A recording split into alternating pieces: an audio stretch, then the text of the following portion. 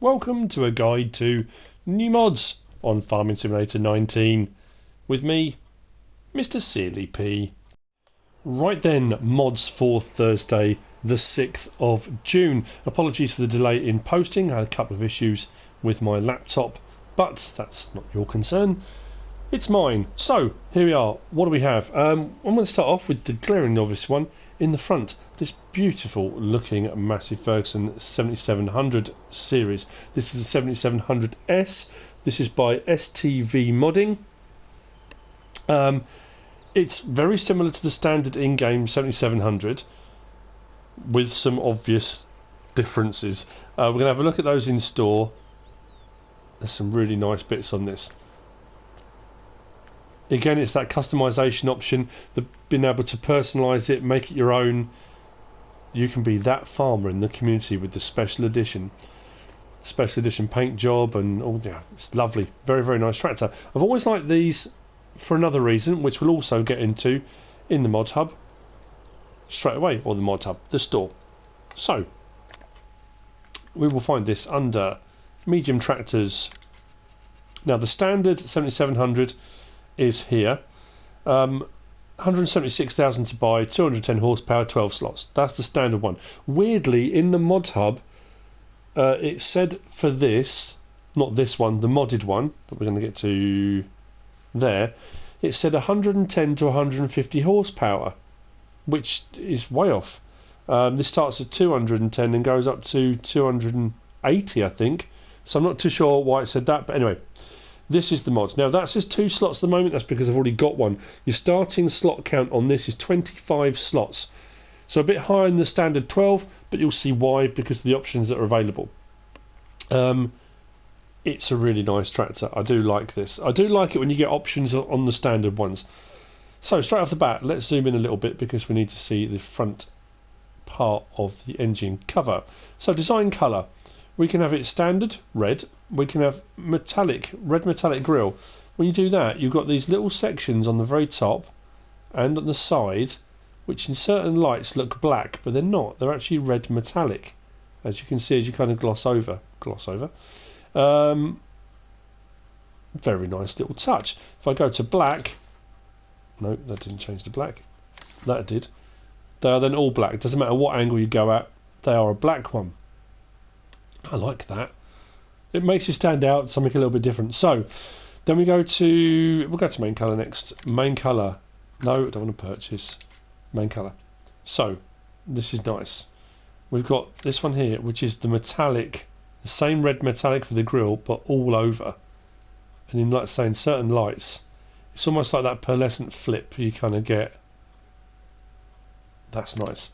We've got a grey, which weirdly is quite flat, but it's nice. I like that. It kind of makes it stand out. Interestingly, you've still got to see where the side grills are, the 3 vent grills, still stay red in there, regardless what colour you have on there. So then we can go to the black version. Now there was the Massey Ferguson Black Edition way back, but that was the 8000 series, I think it was, wasn't it? Was it the Black Beauty, or am I thinking the Fendt Black Beauty? There was definitely a Massey Ferguson black one. And then we've got this green, which I think, again, because you always associate Massey Ferguson with being red. I know when I went to the Class dealership and had a look around, they had the special edition ones for the Rickaby show, and it's fantastic seeing a tractor in a different paint scheme than you're used to. Those special editions really stand out. And then you got this one, this yellowy gold. That's if you want to be that, you know, that blinging farmer. It just looks really, really cool. I like that. Right, let's leave it on that for the time being. We've got options on tyres. We can Trelleborgs, we can have Michelins, or we can have Mitas. The Mitas are always a little bit wider. Now, each one of these comes with their own kind of setups. The Trelleborgs, we can have standard with wheel weights, wide with wheel weights. Then we can go to rear duals and twins all over, and then back to our standard. If we go to Michelin's, we can have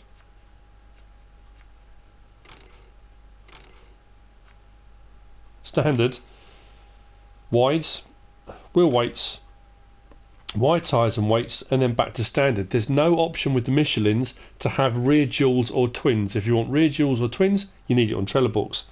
We'll go back again, and we have the Metas, and that's just standard. You can't do anything else with those, but they are a little bit kind of wider as standard anyway. Then we come down again, and we've got design. We can have an anniversary edition. Puts a little decal just under the Dynaflex. I think it's Dynaflex. No, Dynaflex is the header. We'll have a look at that in a second. But it puts the anniversary edition, 40th anniversary edition sticker just in there. And then you can have engine setup 7718, 210 horsepower. You can then go to 220, 240, 280. And that's what I've liked about this tractor. I used it a lot on law folds and a few of my Let's Plays on FS17. Because you stick it up on 200 and... hang on, it goes up again, doesn't it? Sorry. 280 horsepower. 260, then 280. But if we go down another option, you can have a front attacher. And what I've always liked about this is you've got a 280 horsepower tractor with the option for a front loader. That's why it makes it a very versatile tractor. If you want something in the mid to high horsepower range, but you still want to have front loader attachments, this is a nice one to go for. So there's a lot of options. Paint schemes and tyres and all sorts of stuff. Very, very nice indeed. So, let's jump in the beast, shall we? As you may have noticed, opening door, opening rear window.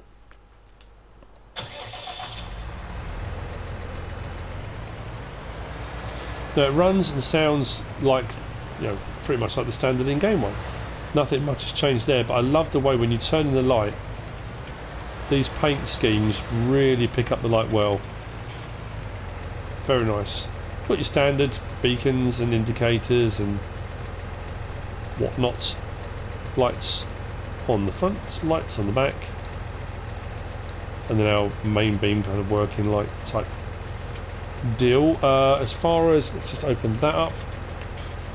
Options, if I go right side to side on my right joystick, that opens and closes the rear window. So the right way so you can see that. Like so. If I go up and down on my joystick, opens and closes the door.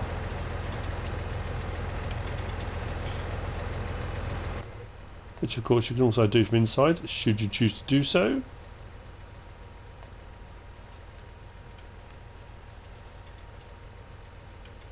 Very cool indeed.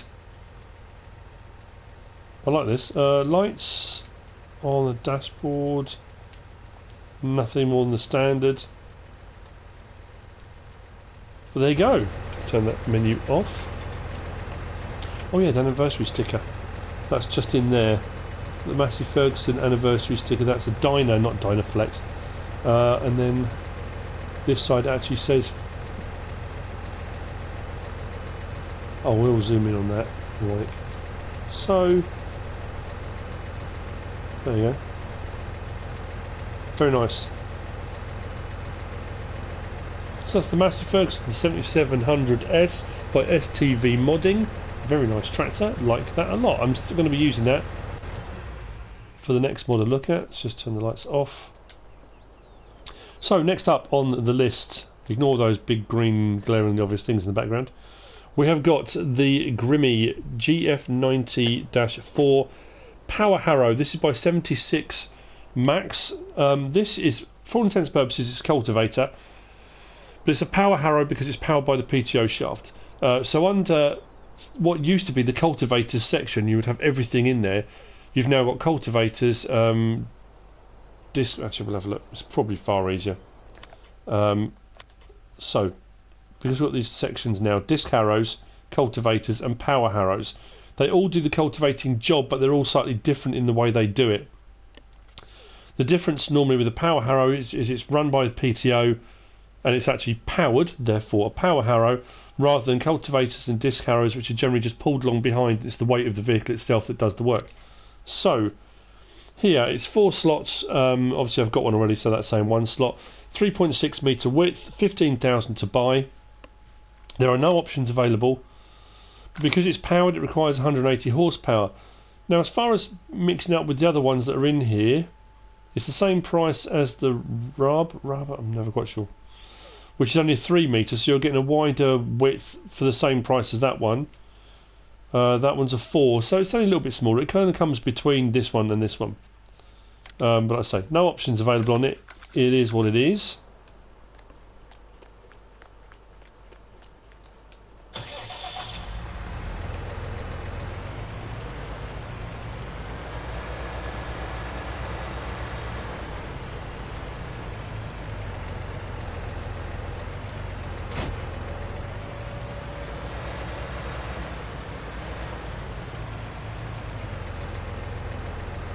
So just on there, turn it on. So rather than just being rolled across the ground, it actually kind of moves itself and cultivates that way, kind of digs the ground as it goes. Quite noisy. There you go, that's the Grime GF90-4 power harrow by 76 max. Must admit I don't use power harrows very often. Generally just go in for the standard cultivator type deals. Don't know why, just force a habit I guess. Right, next up I'm going to hook this up first and then we'll have a quick look and chat about. At first glance you think, oh, that's an incredibly small windrow. That's a bit interesting.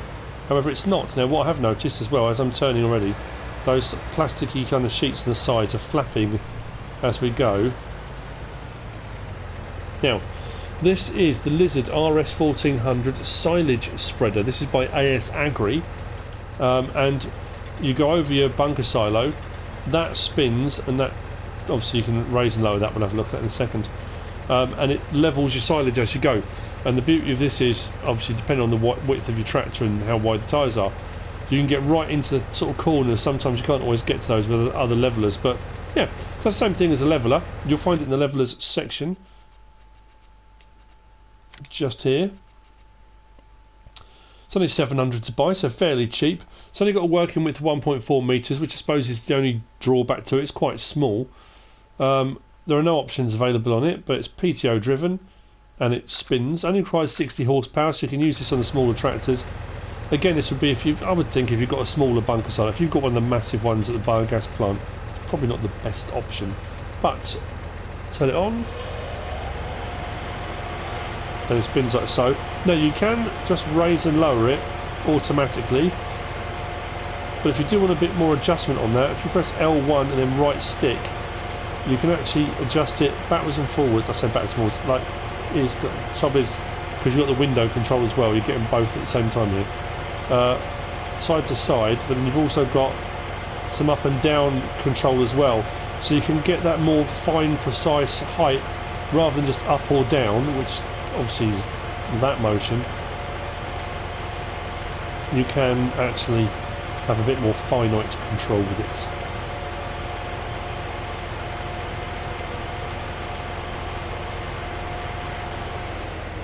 There you go. That's the Lizard RS1400 silage spreader. That's by AS Agri. Nice. What I have noticed with this Massey Ferguson mod, just using it just now, there's a lot of body roll in it when you've got things attached to it. Doesn't seem too bad when it's not under load, or when it is under load, seems to be a lot of body roll. Just thought I'd point that out. You might notice that if you put any attachments on it. So, moving on, what should I go for first? Let's go for the actual tree harvester. We have got the John Deere 1170G.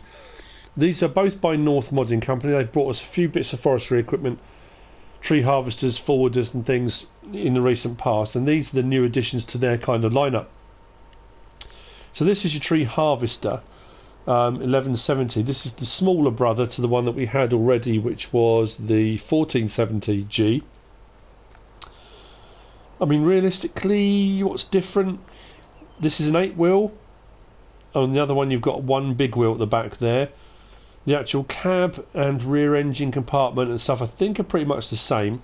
The header is slightly different. This is a H270 and I think it's a H290 on the other one. It does all your kind of the standard things you would expect. Let's start it up.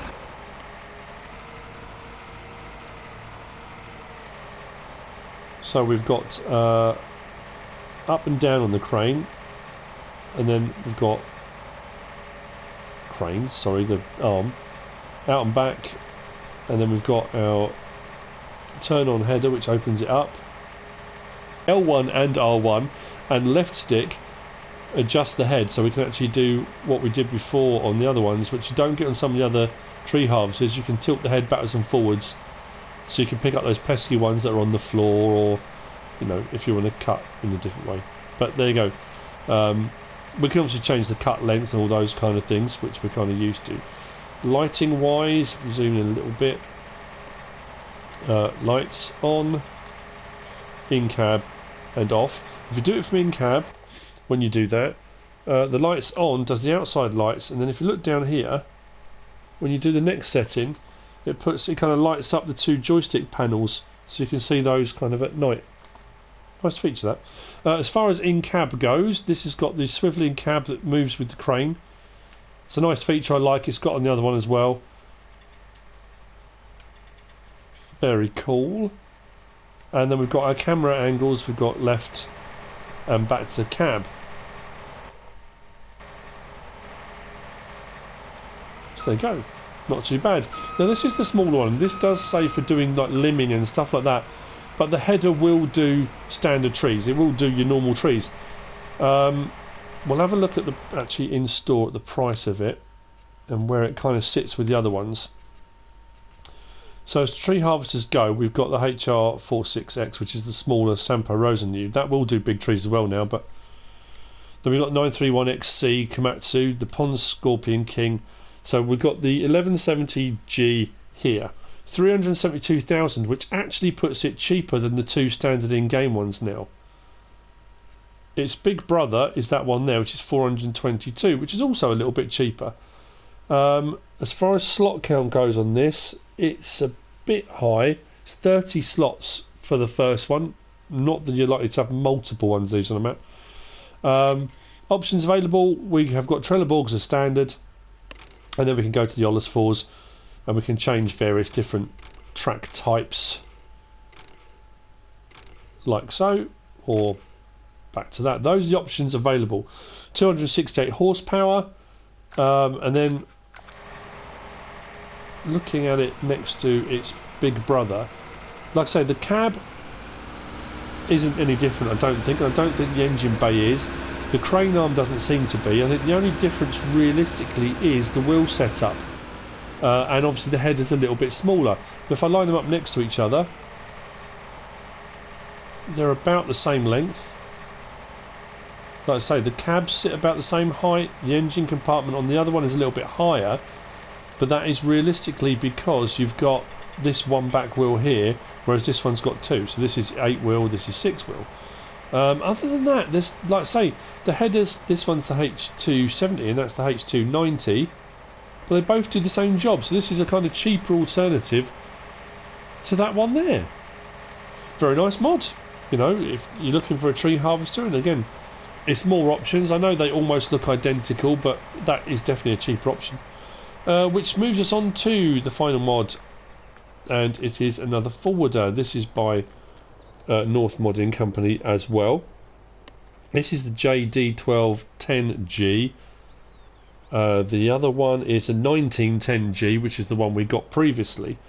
It does pretty much the same as any of the other forwarders do regards cranes and stuff like that. But we'll jump in. Obviously the cab's around the wrong way at the moment. Let me just put the, because it moves, the cab moves with the crane, but obviously it's moving the wrong way. So if we do L1, R1 and X, we can change our position. So if we're operating the crane, when we then start to operate, the cab moves with the crane, which is kind of, that makes more sense that way round than it does facing the wrong way round. But L1, R1, X brings us back round to the driving position, like so. Lights in cab first, and then out of cab back, out of cab front. Generally speaking, out of cab back comes on first on the forwarders because you're going to be using the crane into the rear compartment, the rear bay. So that's kind of where the priority is for lighting. Now, as far as this one compared to the other one, that North Modding Company have already given us. The bunk on the back of this one does not open out. It does, however, if you press L1 and X, raise those tines up a little bit, so it makes it a little bit deeper, but it doesn't make it any wider. That's the width of it. It's kind of standard. Rear trailer hitch, so you can hook up to those forwarder trailers. Put that back down again. Crane operation is, I will put it back that way, pretty much the same as we've seen before. We've got our up and down motion, we've got our side to side motion, we've got our in out, and then we've got our extension out and back, and then we've got, if I bring that around a little bit so we can see a little bit better, then we've got our rotation of the head, and then we can open the claw and close the claw, which is, you know, pretty much standard fare. These do take a bit of practice, they do take a little bit of getting used to, and that's pretty much it. That's kind of what it does. Let's start it up. So in store, this is also under forestry machines. Now, like I say, the forwarders here, we've got 216 for the Komatsu, 221 for the Buffalo, and then we come along to this one here, the 1210G, 310. So it's quite pricey. Realistically, it does the same job as both of these, but it's quite a bit more expensive. As far as slot count goes, this is quite heavy on the slot count too. It's 41 slots for the first one. Now the big brother of this one is the 1910G, and that's the one where the rear bunk opens and is huge. And when you look at the difference in the two of those, 310 to 340,000, I'd go with the 1910 personally, because it's just got a much bigger bunk. You can get way more in it. But it depends on your forestry operation and what you prefer and that kind of thing. Options available, we have got standard knock-ins, or we can go to Ollis4s, and then there's obviously then loads of options through the track types and various different things on the Ollis4s. I apologise if I appear to be a bit blasé about that. It's only because I've done a review on a few of these now, and they're pretty much the same, pretty similar. Then we've got on the front, we've got standard, that's blade and grill removed. We can have blade and grill mounted. Then we can have grill but no blade, blade but no grill, and then back to blade and grill removed. Then we've got options for our engine setup, 280 horsepower as standard. Then what I think is a fairly reasonable price, for an extra 2,000 you can have the 1210G optimised, which takes up to 320 horsepower. So that's quite a horsepower increase for only £2,000, which I think is actually not too bad. So we'll whiz this round and I'll put it next to its big brother or sister, depending. It's because I'm driving it the wrong way round. Not the wrong way round, I mean, depends how you look at it. Now this one is vastly different. Well, I say vastly different. If I line them up pretty much like that, the other one is a little bit longer. We've got the red part of the boom on this one. Not that that makes a huge amount of difference, the colour of the boom. The cabs are the same, the engine bays are pretty much the same. The wheel configurations are the same. But so like I say, the major change, I'm going to have to say though, no, that's right, yeah, is the bunk. Like I say, you've got the bunk here on the smaller one, the 1210, which does extend up higher, but the bunk on that one is huge. I mean, absolutely massive. For a difference of 30 grand, I mean, the wheels on that are definitely bigger, aren't they? That sits higher. Or is it just the bunk that's higher? Well, the wheels definitely look bigger, don't they? Anyway, yeah. So, yeah, just more equipment from North Modding Company to complement the forestry equipment they've already got in game that they've put out already. Again, it's just about options. You may just decide you're doing a whole load of forestry stuff and you want a selection of equipment to choose from. But there you go, that's the mods for Thursday the 6th of June. I hope you found this useful and informative in some way, shape or form. If you have, give us a like. If you don't subscribe yet, please do. If you want to leave a comment, feel free, and if you want to share this video, then please be my guest. Whatever you should choose to do. Thanks for watching.